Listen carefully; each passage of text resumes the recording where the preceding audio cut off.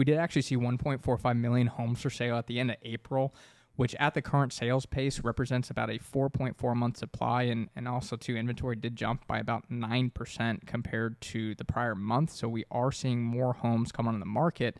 And it was actually the highest supply that we've seen in about 5 years. So, I mean, we are seeing more homes come on.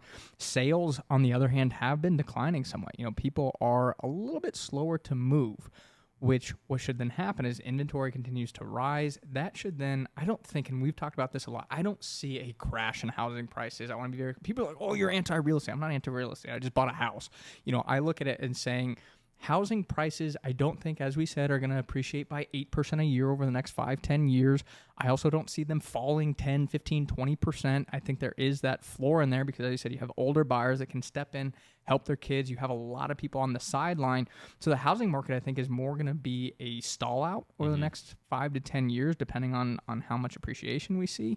But there is, I think, some hope for allowing incomes to kind of catch back up to housing and not having the huge appreciation that we've seen. So if you're a first-time home buyer, you're waiting on the sidelines, don't become impatient. Get yourself in a bad situation. Buy a home that you hate, and then you move out 3 years later. Again, that patience, I think, is still very important here because I think the housing market will continue to normalize over the next 2, 3, 4 years. And some of that, I think, is definitely going to be influenced by what interest rates do.